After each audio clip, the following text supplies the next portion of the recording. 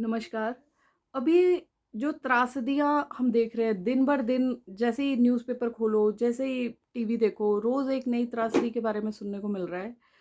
Environment change की वज़ह से बहुत सारी चीज़ें हो रही हैं एंड हम सबको बहुत ही ज़रूरी है इस पॉइंट पे अपनी आवाज़ उठाना।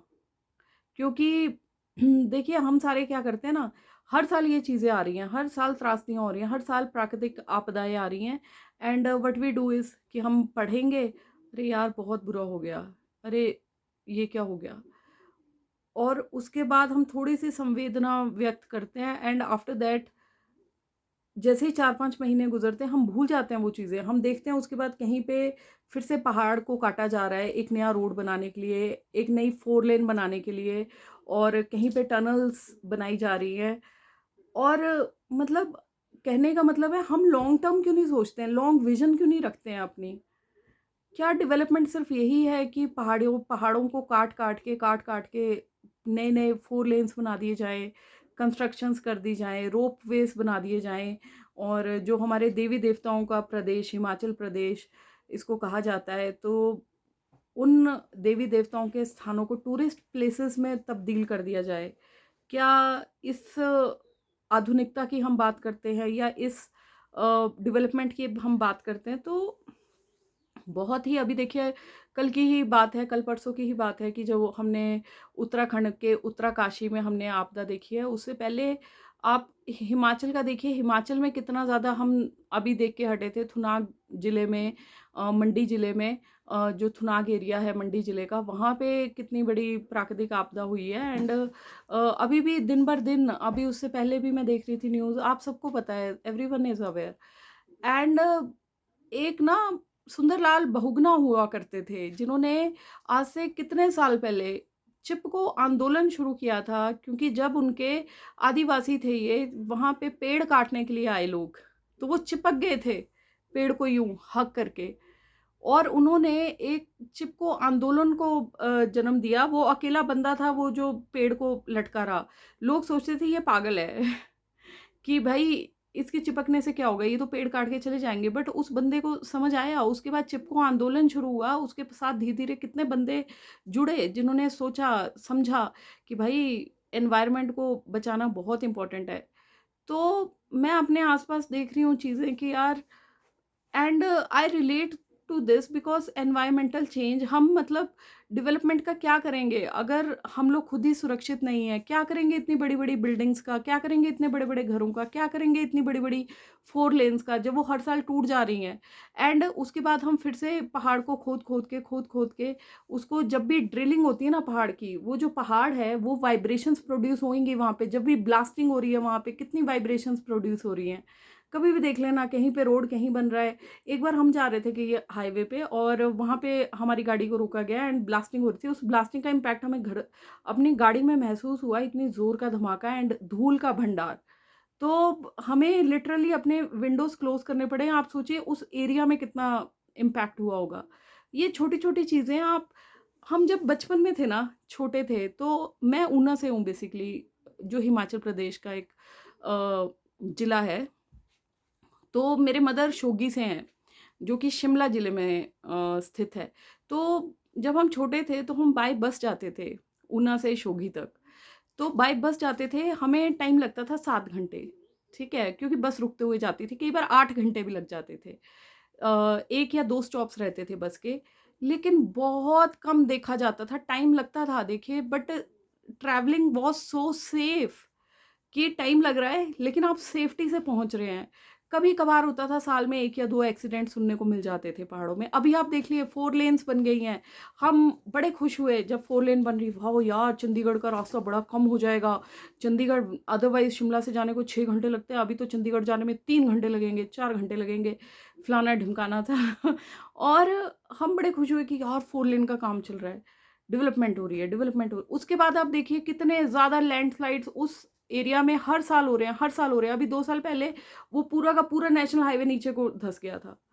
क्या बोले? हम नहीं बोल रहे इसमें, बहुत अच्छी इंजीनियरिंग हुई है उसमें। बट भैया क्या कर लोगे? पहाड़ है, नेचर है, ये रिटेलिएट करेगा। हमें आवाज़ उठानी पड़ेगी। मैं एक बहुत ही छोटी-सी इंसान हूँ, बहुत ही अदना से इंसान हूँ। मेरा यहाँ पे कोई इतने बड़े-बड़े लोग बिज़नेसमैन यहाँ बैठे हैं, मैं नहीं सोचती कि यार मैं इस काबिल भी हूँ कि मैं अपने इवन व्यूज़ रख सकूँ। बट ये पता नहीं मेरे अंदर से एक आवाज़ आ रही थी कि नहीं यार, अगर मैं सोशल मीडिया पे हूँ तो मतलब थोड़ा-सा मेरा एक एज़ अ इंसान और जिस दर्द को मैं महसूस कर पा रही हूँ, तो मतलब मुझे ऐसा लगा कि नहीं, मेरी शायद छोटी-सी आवाज़ से शायद कुछ और लोग मोटिवेट हों, और शायद कोई क्या पता, मुझे क्या पता कि कोई बहुत बड़ा इंसान कहीं बैठा हो कि वो मोटिवेट होके कुछ स्टेप्स उठाए कि जिसकी आवाज़ सुनी जा सके सेंटर पे। तो मेरी तरफ से जस्ट ये छोटा-सा एक सजेशन कह लीजिए, या फिर जो हम दिन भर दिन चीज़ें देख रहे हैं कि अभी भी थोड़ा-सा समय बाकी है, अदरवाइज़ नेचर, देखिए हम जब ज़िंदा रहेंगे, जब हम मतलब रहने के लिए जगह होगी, तभी तो तभी ज़मीन बचेगी, तभी तो वहाँ पे कुछ और डेवलपमेंट हो पाएगी ना। बट आप खुद देखिए कि हम छोड़ ही नहीं रहे हैं। हम जहाँ पे जितना बड़ा मर्ज़ी मकान, जब नेचर रिटेलिएट करता है ना, कुछ नहीं बचता, कुछ नहीं बचता। वो सब मलबा बन जाता है। अभी वीडियोज़ इतनी ज़्यादा दर्दनाक हैं, भयावह हैं कि उनको देख के ना खुद पे गिल्ट होता है कि हम कर क्या रहे हैं? हम एनवायरनमेंट, मतलब एनवायरनमेंट हमें सब कुछ फ्री दे रहा है यार, फ्री ऑक्सीजन दे रहा है। कोरोना टाइम्स आया था, तो उस टाइम लोगों को लगा नहीं, इम्पोर्टेंस ऑफ एक ऑक्सीजन सिलेंडर ब्लैक मार्केटिंग में 10-10, 20-20 हज़ार का बिक रहा था। And then it made us realize कि यार हमें तो फ्री ऑक्सीजन देते हैं पेड़। कहाँ है वो सोच?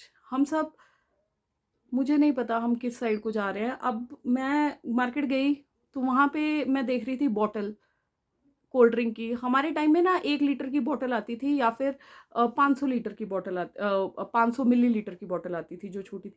अभी मैं जा रही हूँ 20-20 रुपए की इतनी-इतनी बॉटल्स। उस पे लिखा है कि रिसाइकल में ही। मतलब प्लास्टिक इतना जनरेट हो रहा है। छोटी-छोटी चीज़ें हैं ये, शायद कोई नोटिस भी ना करे। तो बेसिकली आई वांट टू से कि पहाड़ों को प्लीज़, पहाड़ों के ऊपर और कंस्ट्रक्शन करना बंद कीजिए। हमें सेफ्टी अभी ज़्यादा चाहिए।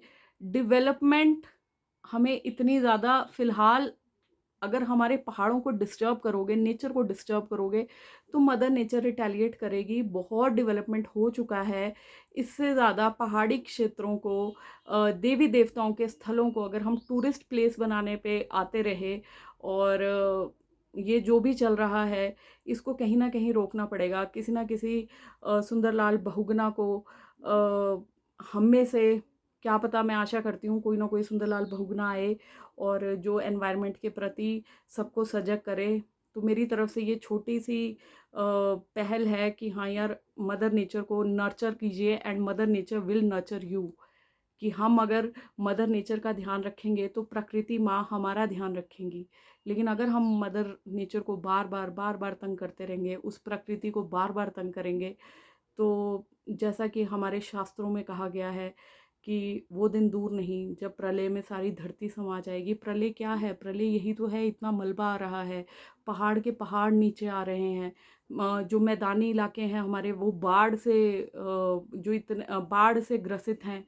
इतने सुंदर-सुंदर घर इंसान ने भर्तियाँ डाल-डाल के पॉश से पॉश, एक से एक कॉलोनीज़ बना ली हैं।